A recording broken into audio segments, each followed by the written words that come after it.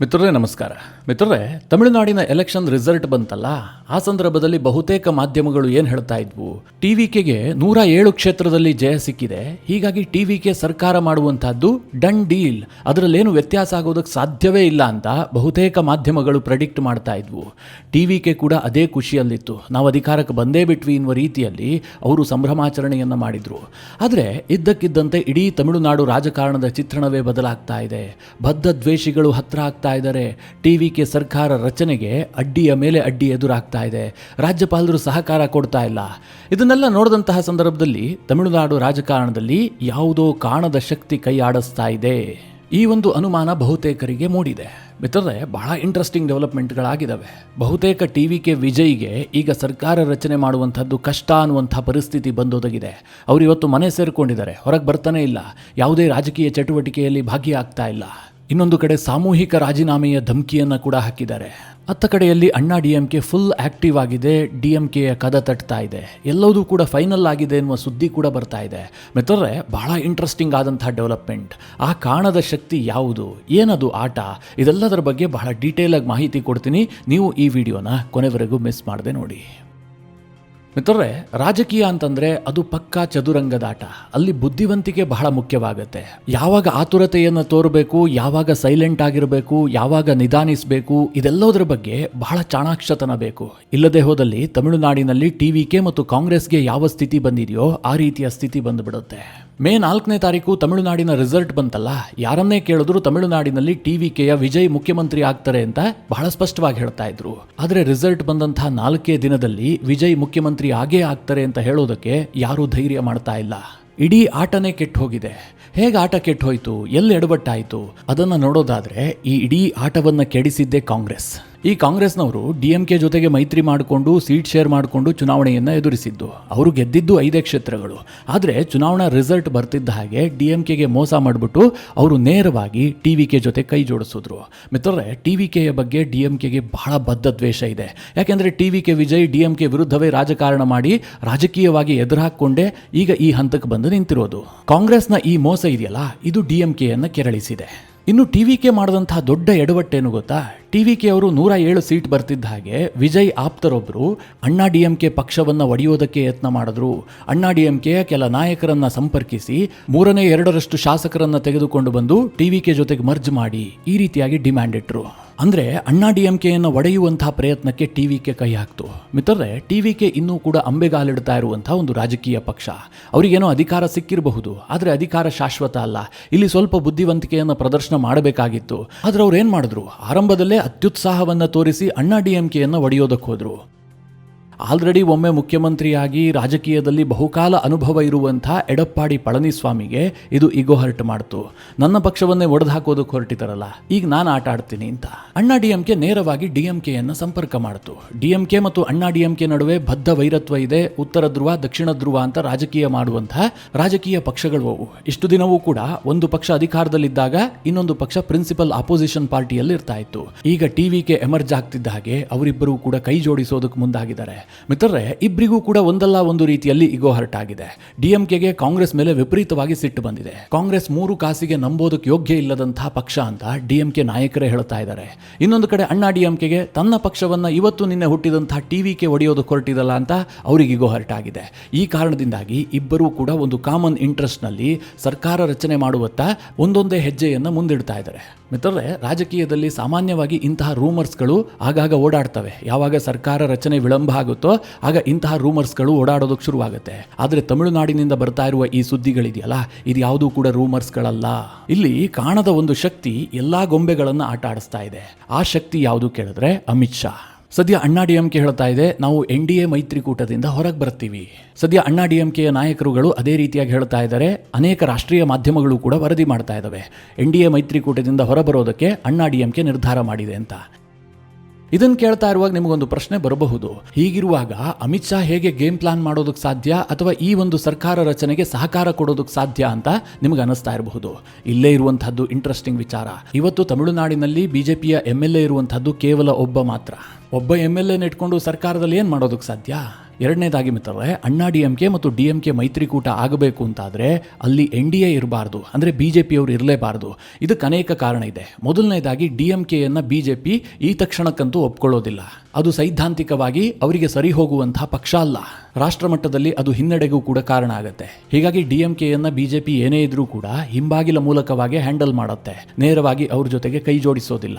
ಜೊತೆಗೆ DMK ಬಳಿಯಲ್ಲಿ IUMLನ 2 ಶಾಸಕರಿದ್ದಾರೆ, ಅಂದರೆ ಮುಸ್ಲಿಂ ಲೀಗ್ನ 2 ಶಾಸಕರಿದ್ದಾರೆ, ಎಡಪಕ್ಷಗಳ 4 ಜನ ಶಾಸಕರಿದ್ದಾರೆ. ಅವರ ಜೊತೆಗೆ NDA ಯಾವತ್ತಿದ್ರೂ ಕೂಡ ಕೈ ಜೋಡಿಸೋದಿಲ್ಲ. ಈ ಕಾರಣದಿಂದಾಗಿ ಅಣ್ಣಾ DMK NDAದಿಂದ ಹೊರ ಹೋಗಲೇಬೇಕು. ಅದನ್ನು ಅಮಿತ್ ಶಾ ಅವರೇ ನೋಡ್ಕೊಳ್ತಾರೆ.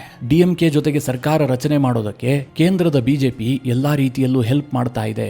ಮಿತ್ರರೇ, ಇದು ಹೇಗೆ ಹೇಳೋದಕ್ಕೆ ಸಾಧ್ಯ? ಇದೆಲ್ಲ ಕಪೋಲ ಕಲ್ಪಿತ ಕಟ್ಟುಕತೆ ಆಗಬಹುದಲ್ವಾ ಹೀಗಂತ ಕೆಲವರಿಗೆ ಅನ್ನಿಸಬಹುದು. ಇದು ಯಾವುದೂ ಕೂಡ ಕಟ್ಟುಕತೆ ಅಲ್ಲ. ಅಂತಹದೊಂದು ಪ್ರಯತ್ನವನ್ನ BJP ಮಾಡ್ತಾ ಇದೆ. ಎಲ್ಲಾ ರೀತಿಯ ಬೆಳವಣಿಗೆಗಳು ಕೂಡ ತಮಿಳುನಾಡಿನಲ್ಲಿ ನಡೀತಾ ಇದೆ.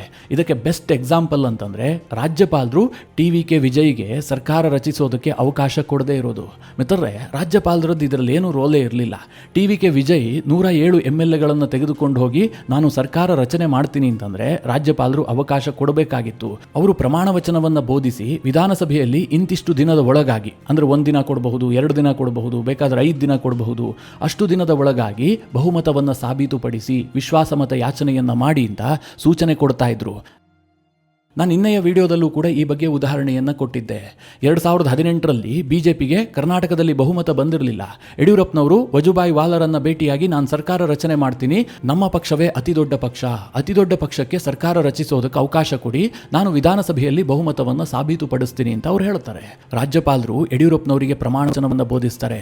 ಎಷ್ಟು ಫಾಸ್ಟಾಗಿ ಎಲ್ಲವೂ ಕೂಡ ಆಗುತ್ತೆ ಅಂತಂದ್ರೆ ರಿಸಲ್ಟ್ ಬರ್ತಾ ಇದ್ದ ಹಾಗೆ ಕಾಂಗ್ರೆಸ್ನವರು ಕುಮಾರಸ್ವಾಮಿ ಮನೆಗೆ ಹೋಗ್ಬಿಟ್ಟಿದ್ರು.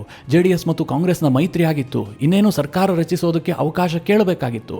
ಅಷ್ಟರ ಒಳಗಾಗಿ ಯಡಿಯೂರಪ್ಪನವರು ಹೋಗಿ ಕ್ಲೈಮ್ ಮಾಡ್ತಾರೆ. ಯಡಿಯೂರಪ್ಪಂಗೆ ರಾಜ್ಯಪಾಲರು ಅವಕಾಶ ಕೊಡ್ತಾರೆ. ಹಾಗೆ ನೋಡೋಕೆ ಹೋದ್ರೆ ಕುಮಾರಸ್ವಾಮಿ ಬಳಿಯಲ್ಲಿ ನಂಬರ್ಸ್ ಇತ್ತು. ಹೀಗಿರುವಾಗ ತಮಿಳುನಾಡಿನ ರಾಜ್ಯಪಾಲರು TVKಯನ್ನು ತಡೆಯೋದಕ್ಕೆ ಸಾಧ್ಯ ಇಲ್ಲ.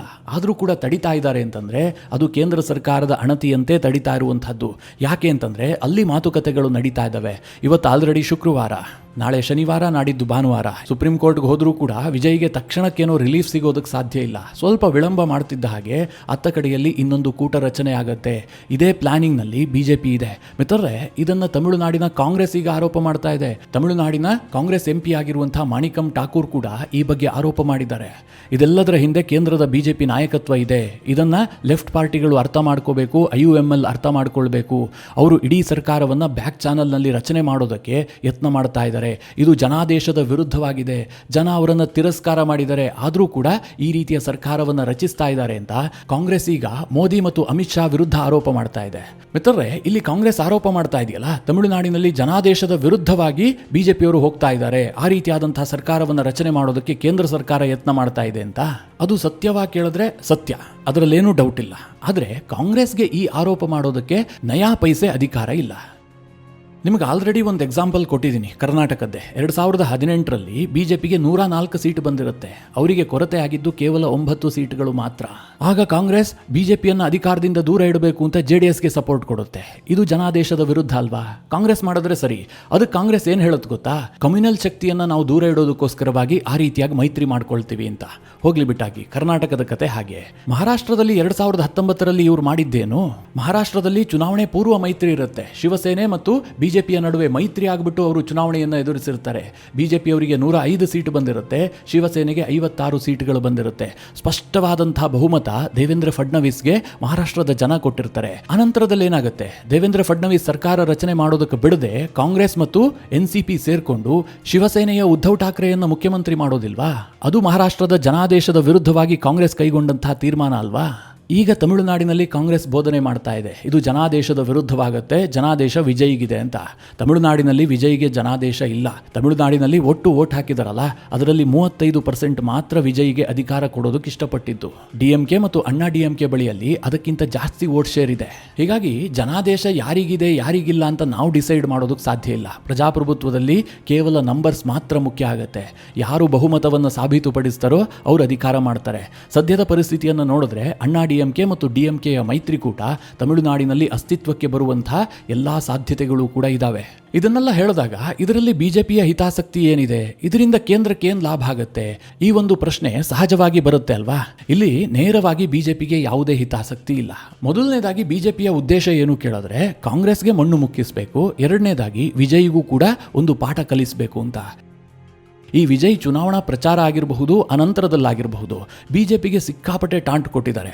ಪ್ರಧಾನಿ ನರೇಂದ್ರ ಮೋದಿ ಅವರು ತಮಿಳುನಾಡಿನಲ್ಲಿ ಹೋಗಿ ಡಬಲ್ ಇಂಜಿನ್ ಸರ್ಕಾರವನ್ನು ತನ್ನಿ ಅಂತ ಭಾಷಣ ಮಾಡಿದ್ರೆ ಅದ್ಯಾವುದೋ ಡಬ್ಬಾ ಇಂಜಿನ್ ಸರ್ಕಾರವಂತೆ ಅಂತ ವಿಜಯ್ ಅದಕ್ಕೆ ಟಾಂಟ್ ಕೊಡ್ತಾ ಇದ್ರು. ಪ್ರಧಾನಿ ಶುಭ ಕೋರಿದ್ರು ಕೂಡ ವಿಜಯ್ ಕೊಟ್ಟಿದ್ದು ಟಾಂಟೆ.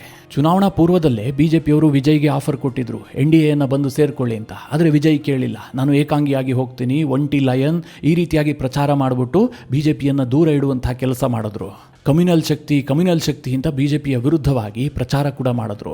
ಇದಕ್ಕೊಂದು ಸೇಡ್ ತೀರಿಸಿಕೊಳ್ಳೋದಕ್ಕೆ ಈಗ ಬಿಜೆಪಿಗೆ ಅವಕಾಶ ಸಿಕ್ಕಿದೆ. ಎರಡನೇದಾಗಿ ಕಾಂಗ್ರೆಸ್ ಈಗ ಆತುರತೆಯನ್ನು ತೋರಿ ಇಂಗ್ ತಿಂದ ಮಂಗನಂತಾಗುವಂತಹ ಸ್ಥಿತಿಗೆ ಬಂದು ನಿಂತಿದೆ. ಯಾಕೆ ಅಂತಂದ್ರೆ ಅವರು DMKಯಿಂದ ದೂರ ಆಗಿದ್ದಾರೆ, DMK ಅಲಯನ್ಸ್ ಅನ್ನು ಒಡ್ಕೊಂಡಿದ್ದಾರೆ, DMK ವಿರುದ್ಧವಾಗಿ ಮಾತನಾಡೋದಕ್ಕೆ ಶುರು ಮಾಡಿದ್ದಾರೆ. ಬಹಿರಂಗವಾಗಿ ಇಬ್ಬರು ಪರಸ್ಪರ ಹೇಳಿಕೆ ಕೊಡ್ತಾ ಇದ್ದಾರೆ. ಹೀಗಾಗಿ DMK ಮತ್ತು ಕಾಂಗ್ರೆಸ್ನ ಮೈತ್ರಿಕೂಟ ಪುನಃ ರಚನೆ ಆಗುವಂತಹ ಸಾಧ್ಯತೆಗಳಿಲ್ಲ. ಅವರು TVK ಜೊತೆಗೆ ಹೋಗಾಗಿದೆ. ಈಗ ಸರ್ಕಾರ ರಚನೆ ಆದರೆ ಕಾಂಗ್ರೆಸ್ಗೆ ಏನು ಸಿಗುತ್ತೆ? ಚೊಂಬಷ್ಟೇ. ಸದ್ಯದ ಎಲ್ಲ ರಾಜಕೀಯ ಬೆಳವಣಿಗೆಯಿಂದ ವಿಜಯ್ ತುಂಬ ಅಪ್ಸೆಟ್ ಆಗಿದ್ದಾರೆ. ಅವರು ಇವತ್ತು ಮನೆ ಸೇರ್ಕೊಂಡಿದ್ದಾರೆ, ಇದುವರೆಗೂ ಕೂಡ ಹೊರಗೆ ಬಂದಿಲ್ಲ. ಈ ನಡುವೆ ಕೆಲ ಮಾಧ್ಯಮಗಳು ಏನು ವರದಿ ಮಾಡ್ತಾ ಇದ್ದಾವೆ ಅಂತಂದರೆ ವಿಜಯ್ ಸಾಮೂಹಿಕ ರಾಜೀನಾಮೆಯ ಧಮಕಿ ಹಾಕಿದ್ದಾರೆ. ಒಂದು ವೇಳೆ DMK ಮತ್ತು ಅಣ್ಣಾ DMK ಸೇರಿಕೊಂಡು ಸರ್ಕಾರ ರಚನೆ ಮಾಡಿದ್ದೇ ಆದರೆ ನಮ್ಮ 107 ಜನ MLAಗಳೇನಿದ್ದಾರೆ ಅಷ್ಟೂ ಜನರನ್ನು ರಾಜೀನಾಮೆ ಕೊಡಿಸ್ಬಿಡ್ತೀವಿ. ಇಡೀ ವಿಪಕ್ಷವೇ ರಾಜೀನಾಮೆ ಕೊಟ್ಟ ಬಳಿಕ ಮತ್ತೆ ಚುನಾವಣೆ ಆಗಬೇಕಾದಂತಹ ಸನ್ನಿವೇಶ ಬರಬಹುದು, ಒಂದು ಸಾಂವಿಧಾನಿಕ ಬಿಕ್ಕಟ್ಟುಂಟಾಗಬಹುದು, ಆ ರೀತಿಯ ಸನ್ನಿವೇಶವನ್ನು ನಾವು ನಿರ್ಮಾಣ ಮಾಡ್ತೀವಿ ಅಂತ ವಿಜಯ್ ಧಮಕಿ ಹಾಕಿದಾರಂತೆ. ಇದೆಲ್ಲ ಎಷ್ಟರ ಮಟ್ಟಿಗೆ ವರ್ಕೌಟ್ ಆಗುತ್ತೆ ಅಂತ ಈಗಲೇ ಹೇಳೋದಕ್ಕೆ ಸಾಧ್ಯ ಇಲ್ಲ. ಒಟ್ಟಿನಲ್ಲಿ ತಮಿಳುನಾಡಿನಲ್ಲಿ ಹಿಂದೆಂದೂ ಕಾಣದಂತಹ ಒಂದಷ್ಟು ರಾಜಕೀಯ ಸನ್ನಿವೇಶವಂತೂ ನಿರ್ಮಾಣ ಆಗ್ತಾ ಇದೆ. ತಮಿಳಿಗರಿಗೆ ಇದೆಲ್ಲ ತೀರಾ ಹೊಸತು. ಅಲ್ಲಿ ಇಷ್ಟು ದಿನ ಯಾರೋ ಅಧಿಕಾರಕ್ಕೆ ಬಂದರು ಅಂತಂದರೆ ಅವರಿಗೆ ಬಹಳಷ್ಟು ಬಹುಮತ ಇರ್ತಿತ್ತು. ಆ ಸರ್ಕಾರ ಯಾವತ್ತೋ ಮಧ್ಯದಲ್ಲಿ ಬಿದ್ದು ಹೋಗುತ್ತೆ ಎನ್ನುವಂತಹ ತಲೆನೋವೇ ಇರ್ತಾ ಇರಲಿಲ್ಲ. ಈಗ DMK ಅಣ್ಣಾ DMK ಸರ್ಕಾರವೇ ರಚನೆ ಆಗಲಿ ಅಥವಾ ಅಣ್ಣಾ DMK TVK ಸರ್ಕಾರ ರಚನೆ ಆಗಲಿ, ಇಲ್ಲದೆ ಹೋದರೆ TVK ಸರ್ಕಾರವನ್ನು ರಚನೆ ಮಾಡಿ ಚಿಕ್ಕ ಪುಟ್ಟ ಪಕ್ಷಗಳ ಬೆಂಬಲದೊಂದಿಗೆ ಅವರು ಅಧಿಕಾರ ನಡೆಸೋದಕ್ಕೆ ಮುಂದಾದರೂ ಕೂಡ ಯಾವುದೂ ಸ್ಥಿರ ಸರ್ಕಾರವನ್ನು ಕೊಡೋದಕ್ಕೆ ಸಾಧ್ಯವೇ ಇಲ್ಲ. ಯಾವಾಗ ಸರ್ಕಾರ ಬಿದ್ದು ಹೋಗುತ್ತೆ, ಯಾವ ಪಾಲಿಸಿಯ ವಿರುದ್ಧ ಯಾರು ಸಿಡಿದೇಳ್ತಾರೆ, ಏನನ್ನೂ ಹೇಳೋದಕ್ಕೆ ಸಾಧ್ಯ ಇಲ್ಲ. ಅಂತಹ ಪರಿಸ್ಥಿತಿಗೆ ತಮಿಳುನಾಡು ರಾಜಕಾರಣ ಬಂದು ನಿಂತಿದೆ. ಮಿತ್ರರೇ, ಈ ಕುರಿತಾಗಿ ಏನೇ ಡೆವಲಪ್ಮೆಂಟ್ ಆದರೂ ಕೂಡ ನಿಮಗೆ ತಿಳಿಸುವಂತಹ ಪ್ರಯತ್ನ ಮಾಡ್ತೀನಿ. ಈ ಎಲ್ಲ ವಿಚಾರಗಳ ಕುರಿತಾಗಿ ನಿಮಗೇನು ಅನಿಸುತ್ತೆ? ನಿಮ್ಮ ಅನಿಸಿಕೆ ಅಭಿಪ್ರಾಯವನ್ನು ಕಮೆಂಟ್ ಮಾಡುವ ಮೂಲಕ ನಮಗೆ ತಿಳಿಸಿ. ಹಾಗೆ ನಿಮಗೆ ಈ ವಿಡಿಯೋ ಇಷ್ಟವಾದರೆ ಲೈಕ್ ಮಾಡಿ. ಜೊತೆಗೆ ನೀವಿನ್ನೂ ನಿಮ್ಮ ನೆಚ್ಚಿನ ಸಂಸ್ಕಾರ ಸೌರಭ ಯೂಟ್ಯೂಬ್ ಚಾನಲ್ನ ಸಬ್ಸ್ಕ್ರೈಬ್ ಮಾಡಿಲ್ಲ ಅಂತಾದರೆ ಈ ಕೂಡಲೇ ಸಬ್ಸ್ಕ್ರೈಬ್ ಮಾಡಿ. ಮುಂದಿನ ಎಲ್ಲ ಅಪ್ಡೇಟ್ಗಳ ನೋಟಿಫಿಕೇಷನ್ಗಾಗಿ ಬೆಲ್ ಐಕಾನ್ ಒತ್ತಿ.